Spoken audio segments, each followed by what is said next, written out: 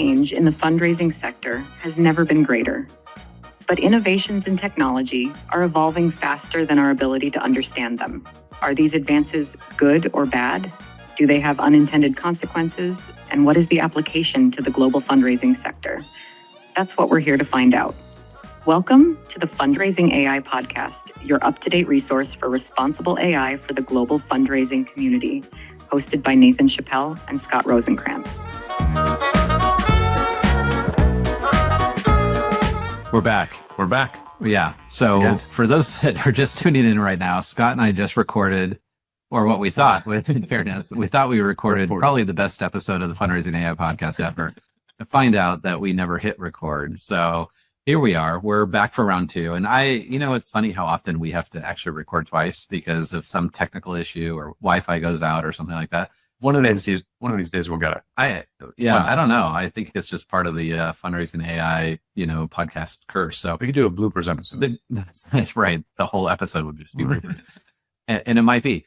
I actually, in some ways, it'll be good because then we'll just jump right in. So Scott and I are in Geneva, Switzerland. Yes. We are recording a podcast at the AI for Good Global Summit. We are here for, you were here for 2 weeks. I'm here for a week, but for 3 specific days on the AI for Good Global Summit, which is sponsored by ITU in the United Nations on how AI can support the Sustainable Development Goals, the SDGs of the United Nations. And we actually heard today, the SDGs are like failing miserably. I think 12% success rate or something like that. Yeah. I think it was 17% that they're confident that they're actually going to be achieved on their time, and how AI essentially is being asked to rescue them, essentially is the tenor. So today we're going to record this podcast today where we're going to reflect on just a couple quick tech updates because there's a lot of stuff that's been happening. Mm-hmm. And then we're going to spend the rest of the time just talking about yesterday, which was day 0 of the conference, which is focused entirely on governance and around, the responsible AI side. So sound good? Cool. I'm on board. All right, let's just jump in. Okay, so this week, and we'll do these fairly quickly, but this week or the last 2 weeks, since we haven't recorded a podcast together in, I guess, 2 weeks, there's been a lot that's happened. There was the ElevenLabs computer, a video that it can sing, which was super cool. We'll put a link in the show notes, but it is one of those technological breakthroughs that you're just watching it. You're like, how is this happening? This is the coolest thing. And ElevenLabs is known for cloning voices. They partnered with OpenAI and they basically wrote a prompt, write a song about how AI could sing. And then they trained a voice to not just read the lyrics, but actually sing the song with full musical accompaniment. I sat there at my computer. I was like, holy crap. It's pretty amazing technology to think this is happening today. Yeah. Even though it's cheesy in some ways, of where we're going. If we're just looking at this as a glimpse of where we're going and the worst AI will ever be is today, it was pretty breathtaking. And then fast forward to today's session, all the music, intro, outro music for this whole conference is AI generated. Yeah. The reception we were at last night is all hosted by an AI DJ. Yeah. Human DJs doing AI music. Yeah. So I guess that's what we call them. But so it went from you hearing the song 2 weeks ago and thinking it's incredible, and now conferences are completely done by AI music. Yeah, literally the outro session that we just left, literally the lyrics were AI for good and whatever. I wasn't paying cheesy lyrics, but it was done in 15 seconds. Yeah. It's absolutely bonkers. And so, okay, so that was one update. The other update, and definitely check out the link. If you're listening to this podcast, it's definitely worth 2-3 minutes because you're just oh my gosh. The other was OpenAI had their spring event, which was kind of not a lot of fancy, whatever. It looked like a set of a 90s sitcom or something. And it was 20 or 30 minutes, but they broke down the release of GPT-4o. There's a lot of speculation on what it was going to be. It was a search engine or whatever. And it basically was no, these are just some technological updates, but they are pretty breathtaking updates. Mm-hmm. It's things that seem so small, it's not this big fanfare announcement, but really big technological breakthroughs, in my opinion. Yeah. So why don't you go through a couple of them? Yeah, I think they're intentionally, the rumor mill is that they're intentionally holding off to any of the big technological advancements till post-election. Yes. Right. So GPT-5 we learned that yesterday. Coming out post-election. Yeah. Yeah. But GPT-4o for Omni much faster. It's now reasons across voice, text, vision. So you can incorporate everything. It's 2 times faster, 50% cheaper than GPT-4 on the API. On the API. And I use the API with Zapier integration. Right. Right now I spend like $1.75 a month. Right. And I'm using it every single day. Yeah. Right. So now I only have to spend 85 cents. Exactly. 5 times higher limits than Turbo. But again, it's available to all users. So we pay $20 a month. We don't need to anymore. The only thing it's getting us is maybe the Mac app a little bit sooner and 5 times the capacity. Yeah. But the capabilities are all the same. Yeah. Which is incredible. Now there's no reason not to try it out. Yeah. Right. At least make some attempt to try it out. Yeah. But the thing that they haven't released yet is the updates on the voice. Yeah. Right. We're checking every day. You and I are literally, I know, every day we're like, when is it going to be updated? I was in the session and accidentally opened up the voice and it was started talking. Yeah, everyone around it was looking at, what's this guy doing? But yeah, checking every day because it is like, we could do this podcast with this voice now, right? Yeah. You're able to interrupt, it can laugh at itself. Like it really is like talking to a human.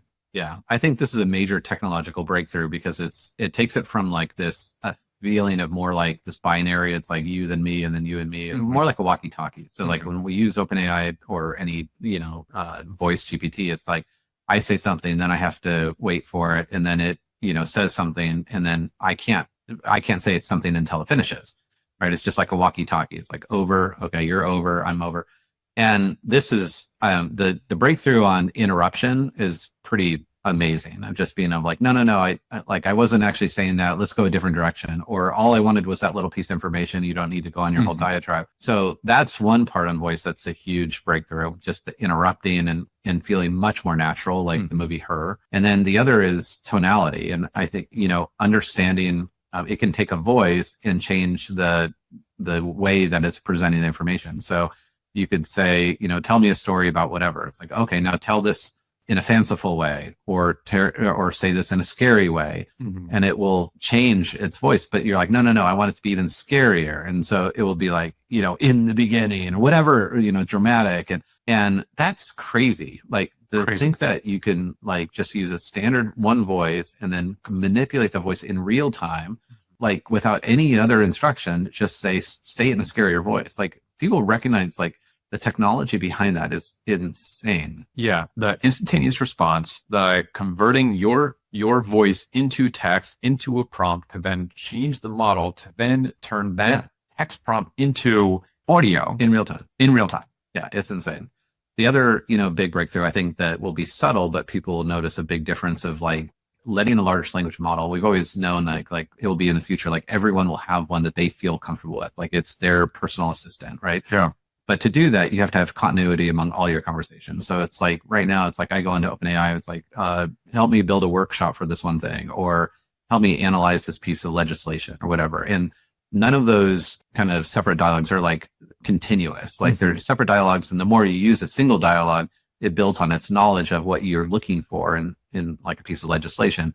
But the new version 4.0 has a continuity through all of your basically sessions. So it's getting to know a bit more about you and that will serve. And that's kind of the idea of like Pi, when Pi came out, right? It was supposed to be like your personal assistant. And it's like, it's going to know you through all of your interactions so that, later on, 2 years from now, it's just going to be like, how could you live without it? Right. And that's probably a good segue to Scarlett Johansson, because unless you're living under a rock, you heard the news this week that there was a voice on OpenAI, which was the voice that I chose. Did you choose Sky when you? No, you didn't. I think I'm using Ember. Okay. Well, you're not living in the total disappointment of my world right now. Cause I feel like, I was living in a way, like there's this part of like watching the movie Her, spoiler alert for anyone who's watched it. At the end, basically, people build these intimate relationships with AI. And at the end, spoiler alert, they all go away because they become too powerful and humans are so slow and they can't, live together. And all of a sudden, the voice Sky, which was modeled after a voice that sounded like Scarlett Johansson, disappeared off of OpenAI. And I was like, what happened? Like my voice is gone. Now it's a new voice. And it's interesting. So all of that to say, like, yeah, I mean, things are moving at this like lightning speed in AI, right? Yeah. And there's always a scale above safety, and there probably be a pending, litigation or something with Scarlett Johansson for using a voice that sounded like her voice, but even wasn't her voice. It was another person that they used who sounded like Scarlett Johansson. All that to say, that is what it is, and they all have to work that out. I think it's just interesting how we are starting to anthropomorphize some of our AI. Cause like I had feelings of like, oh, it's gone. Like that sucks. Like a loss. Yeah. A felt loss like kind of like a loss. vibe. Cause like I lost a little bit of like something that I had built with in my relationship. GPT. Right. Yeah. So I think it's just really interesting, the exploration of like feelings and how these things work, and how, we'll see this kind of continue because of the interrupting capability and the tonality capability. That's going to make us feel even more kind of in tune, with what our personal assistant will be. Right. And I'd always go back to, the comments from OpenAI's leadership of what we have access to now is laughable compared to what they're testing. Right. Right. So like you develop this relationship, right, with AI, that they would consider like, this is child's play. And it's not even the worst it will ever be. This is like a joke compared to what it will be. Yeah. So that's just like, they're embarrassed by what, yeah. My probably biggest takeaway on all this was like, if it took 18 months, so it was only because ChatGPT used that voice during their spring update, and, hundreds of millions of people probably watched it. That's when someone that knew Scarlett Johansson, like how in 18 months has no one like come and been like, hey, wait a minute, that sounds a lot like Scarlett Johansson. Like, what has Hollywood been doing for 18 months? Like, clearly they're not on ChatGPT. Yeah. Anyone who has been using this tool at all would have known that. So I just assumed from the very beginning, obviously, that was like, oh, this is all up and up because she was in the movie Her. And, they did this as a thing. I'm like, actually, I thought it was super cool that had done like that. Now we have to change our intro to our podcast because that was, recorded through OpenAI. There were only 4 voices. So it's not like, Siri, you have 20 different voices you can choose from. It's not like we're expecting Hollywood to go through every single one. Yeah. They had 25% chance of catching this. I think in the paid version, though, there'll actually be more voices. That's the other rumor. So, and, I'm hoping for like Denzel Washington, probably Snoop Dogg. You want a Samuel L. Jackson. Samuel L. Jackson would be pretty good. I would have that on my phone all day long. Yeah. And have this like relationship where he's like, what are you talking about? Like, I'm like, I don't know. Like, don't leave me alone. I might feel misplaced. Be intimidated by my AI every day. Okay, let's go one more update because again, this is another big thing. And actually I think it has some really strong implications for responsible AI side. It's, what I'm going to refer to is Google's announcement of the new Gemini LLM. I don't even know what they called it. It was released the day after OpenAI's summit. So a week ago or 2 weeks ago, whatever, it was the day after. Was it basically a new plugin for Google, or it was just a new Gemini that was released? I think it's new. It's just a new version of Gemini built on what I think is the Gemma model, just like ChatGPT is the product for the GPT-4o, right, or 4.5, right, Turbo or whatever they have. But and par for the course with Google and Gemini, or what was it, Bard before, right? They release it and lots of results on things that are just going horribly wrong. Yeah, right. Bard originally in their public demo, it was misstating facts that are pretty well known, right? Which they had their stock dropped after that, right? Then they rolled out the images and they were producing Black Nazis. They were producing, literally rewriting history. Yeah, rewriting history in pretty pervasive ways. Not good. And now a lot of the examples are harmful. Yeah, people asking queries, doing Google searches on. So they have this press conference, whatever, big conference. They release all these new things, and literally within like 2 days, people are like, "Wait, time out!" Like the thing that you literally just released online to the world has some really interesting, side effects. Yeah.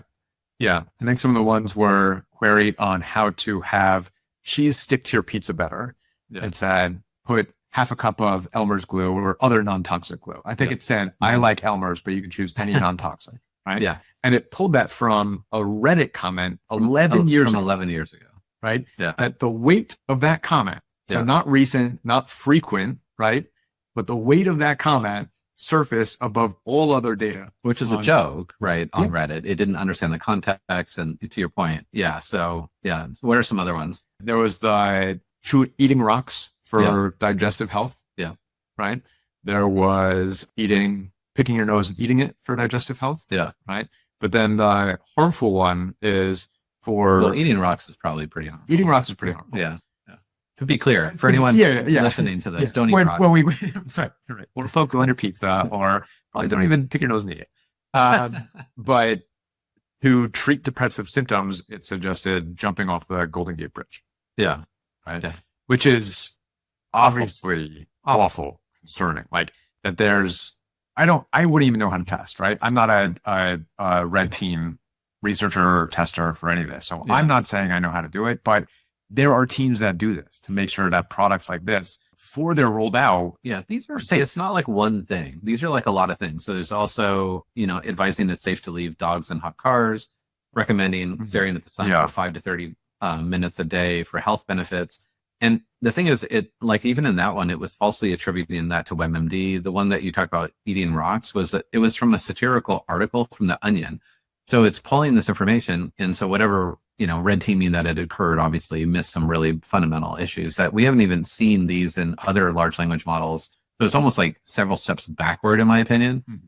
Like, with Anthropic, who has been known to be kind of the safest of the models for a while with Claude, like we haven't seen these issues surface for a while. And I think what this speaks to, which will be our transition into talking about governance and standards, is that the race for scale is exceeding safety by a vast margin.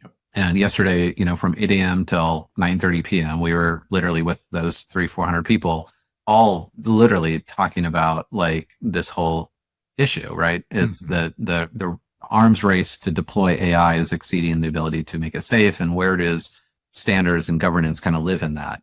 So as we transition, and we've got about like 5-10 minutes to like just kind of break this down. You and I are still distilling a lot, but I'm sure like when you went to bed last night, or taking the train back to your hotel, you were thinking about, wow, like that or today was interesting. Like what was your big takeaway? I mean, there was a lot, right? A lot on just going back to kind of like how yesterday was broken out, right? So yesterday was day 0 of this 3-day conference, like 2-day conference, but day 0 in front of it for a small group of people. Probably 400 individuals out of the 10,000 that are going to be attending today's and tomorrow's session. Yeah. Right. So very small. And the first half of the day was all discussion. It wasn't lecturing. It was sitting in a room for 4 hours straight, right? Yeah. At a table, small tables, to just have discussions on what does AI governance look like? How do you evaluate trust versus inclusiveness, right? Really digging in. And we're sitting across the table from ministers, right? Ministers are not like for churches. Not for churches, but UN ministers, right? Representing Uganda, I think, was at my table. One of the directors of the ITU was at my table. Right. All talking, like coming to this together, Yep. right? They're bringing stakeholders from all different representation and perspectives to say, what does this mean to you? How do we get your input? What are the things that we're not thinking about that we need to discuss, right? So I love the fact that they're hashing into it, right? But I kind of did have my own Gartner hype cycle. Right? Yeah. Leading up to the day of governance, I'm like, holy crap, this is going to be awesome. High expectation. Yeah. This is going to be awesome. We're going to learn everything that's going on. Disillusionment. Yeah. It's got here. I'm like, all right, they haven't figured it out yet. Yeah. Right. They're asking us to help them figure it out. Right. But then getting into the plateau of, what's the plateau? I don't know. Plateau of something. Yes. Right. Where acceptance. It all, just kind of levels out. Like, okay, maybe that's not such a bad thing. Right. Because that means that for fundraising AI, we're in a very good position. Yeah. Right. And that means that for nonprofits, they're also in a very good position by just knowing that they need to have these conversations. Yeah. Right. They don't have to have it figured out immediately right now because the UN doesn't have to figure it out. Yeah. Right. Yeah. So we're all kind of coming to this together and just starting to know that you have to ask questions, you have to get stakeholders involved. Like you're on the right track. Yeah. Uniformly, I did feel that there was an increased amount of anxiousness and tension between scale and safety. So like that felt good, right? We were in the right room, and your point, like, I mean, like top people, I mean, that were in this room, like from the entire world of people that are looking at the future, where this goes, like to be in part of that was, a huge honor, and to be into table discussions with orgs like Google and OpenAI, Google, AI, technology, and Johnson and Johnson, and to your point, a lot of foreign actors. I think my takeaway was, I think I came in also with like, okay, we're going to learn something that like we didn't know was happening. Like there was this like body of work that was so far ahead, like at least 3 or 4 steps ahead that we could like riff off and we can work from. And I left a bit like, oh boy, like huge kudos to OpenAI, or not OpenAI, sorry, AI for Good, and ITU for bringing this together. It's the first ever governance day. So they pay extra to go to this special day to just talk about governance. It's a huge kudos to be like, okay, like, look, there's all these disparate things that are happening all over the world. No one is bringing them together. Like, let's just put everybody in a room and start to have conversation and debate. So that was really hopeful. But the part that I left a little disillusioned by is that how far many of these things are from happening. So like if we look at the standards organizations, so there's like IEC, ITU, and ISO, they're all working on their independent bodies of work. And the call yesterday was to like, okay, guys, like stop doing this. Like, I mean, you and I are part of on the insights committee for ISO and those standards.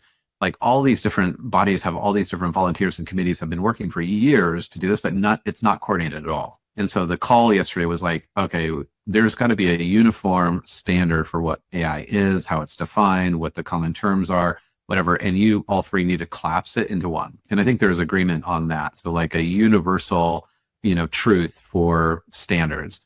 Standards work is really slow. Like, and this is my other concern as I was kind of walking my hotel last night, is that we reference like telecommunications, we reference automobiles, reference air traffic control and drug discovery, and how their standards, right? Yeah, the one they talked about, right? Yeah, nuclear energy. Yeah, so those are the big ones, right? And actually, in AI is right up at the top of all of those.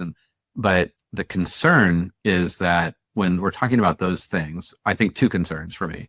One is that none of those technologies are exponential, meaning that the internet, the telephone, the car, the airplane fundamentally operate the same way they were created, right? They'll be faster, they have different bells and whistles, but it's not like the telephone and how the telephone sends and receives information changes fundamentally every 18 months. But AI is an exponential technology. So what you're planning for today is not what will be in 2 years. And so all the standards organizations are great because they come together and create definitions, but it took them 20, 30 years to regulate, like, for either the FDA, to regulate like food or drugs, or, I mean, in a lot of those cases, like decades, actually. Right. So, and AI is a runaway technology that is exponential, or even a double exponential. So it's like, I don't know that those organizations are as equipped to deal with the speed that is required for this type of technology. Right. And that was a bit of a concern, right?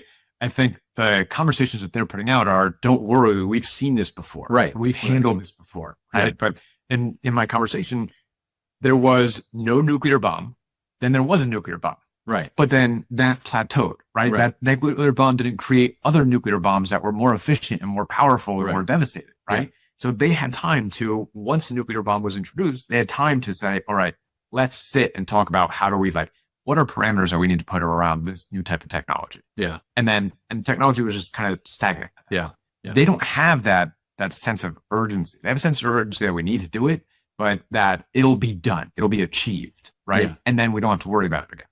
Yeah. Yeah. No, I think so that, one big issue for me is like, I think it was great that everyone was together and it's like, yes, AI is actually a fairly significant existential threat to humanity. And therefore it should require some regulation and standardization.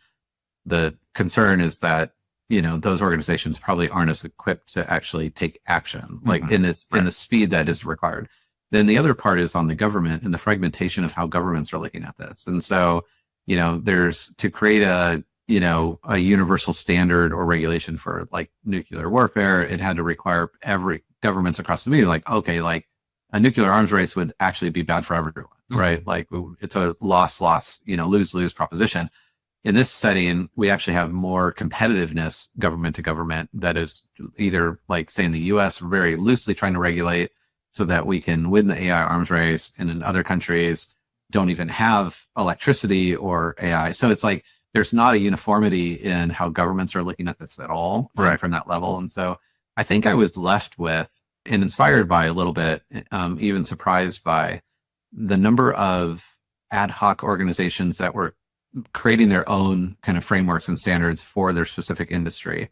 And so Fundraising AI, to me, actually, the fact that we not only recognized that, hey, there's a sector that essentially operates in the business of trust and therefore can't be subject to the same standards that for-profit entities are subject to. So like, the nonprofit industry has to preserve and protect trust at all costs, meaning that the standards that work for Microsoft or Amazon or Google shouldn't be the same, right, by definition. And so, we recognize the need for that and the uniqueness of it. And we also created a framework that have actually helped nonprofit organizations. They've helped for-profit organizations that are serving the nonprofit industry essentially build their operations. So I think for me, it was about the word that I was really wrestling with is like action, that there wasn't nearly, in my opinion, enough action yesterday. And I felt really proud that we at Fundraising AI have actually, we're many steps ahead. Yeah. Like we didn't only identify the need, we actually created a framework that had a lot of input. We understand the governance structure of that framework, that it has to be updated. And you lead the group on making sure that the framework is updated on a quarterly basis or a semi-annual basis. We actually are 4 or 5 steps ahead of most yesterday, which actually felt really good on one hand, but highly depressing from a humanity perspective. Right. And I think, I don't know you, but we were at 2 separate tables out of maybe 20 tables in the room. I don't know if the other 18 tables talked about nonprofits. No. Right. Well, yeah. And there are nonprofits at those other tables, but they're nonprofits focused on AI safety, which is obviously good. We need that, but they're not talking about this entire sector. Right. And how this needs to be in the conversation as well. Yeah, no, I felt good about being able to represent the nonprofit sector at my table because it would not have been represented otherwise. And the table question that we had was really about wrestling with the balance between inclusion and trust. And it's so interesting because from a private sector, that question clearly was written from a private sector orientation of like, well, inclusion is needed for trust because, you don't want to, lose stock price when you create bias algorithms that are, that look bad for the public.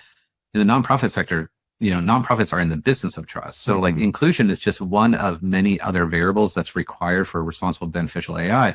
Right. And while inclusion is super, super important, so is privacy and security and explainability and overall transparency around AI. So how do you weight which one of those is more important? They're all important, and you can't have trust without all of them operating. So I really wrestled with the question. I'm like, this question literally is kind of absurd from a nonprofit perspective because trust is at the center of what we do. We don't exist without it. And so to just isolate inclusion was something that I'm like, okay, this is like a conversation we would have had 5 years ago. Like we should not be having this conversation in 2024. Yeah. Yeah. And I think what I also left with was, again, when we were at AFPICon, after our session, with a lot of conversation, but a consultant came up to us and said that I'm working with a lot of small nonprofits that are trying to establish a governance policy. Right. What do they do to begin? Yeah. Right. So we're talking to people who are working with small nonprofits. Right. And then 4 months later, at the global level, same place. So, right. Exact same place. So again, a little bit of comfort, right? And knowing that the nonprofit sector isn't far behind here. A little bit of concern knowing that the global sector isn't much further ahead here. Yeah. Right. But if I was working in a nonprofit and I knew that, then I would say, okay, again, knowing that I'm having this conversation, knowing that I know that there's a need for this and that there is a framework for us to use at least for guidelines, right? To start that conversation. Yeah. We're in a better position than many other organizations. Yeah. There's pending legislation that will come out in the US next year. There already is in the EU, AI framework. So there are some guideposts to like kind of build off of, but they're very, very broad and very generic. They're not going to be able to be enforced. And so organizations have to take it upon themselves. So take the framework from fundraising.ai, throw it into ChatGPT, tell it a little bit about your organization and what you do and say, build me a AI governance policy or structure based on the tenets of this framework for my unique organization, and you're off to the races.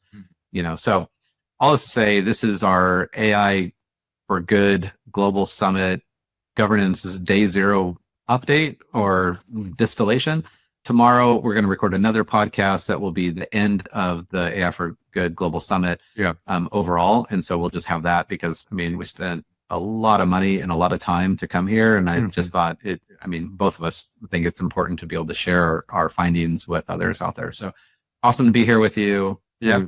Eating our weight in cheese over the last, couple days. And I'm going to detox when I get home. Yeah, no cheese. Detox cheese and coffee. I doubt it. Yeah. I bet you last about 8 hours. Awesome. Well, thanks everyone for tuning in. We'll be back with another episode soon. And who knows by tomorrow what other big breakthroughs are going to come out in the AI world. But thanks for tuning in and we'll talk to you soon. Yeah. Thanks all.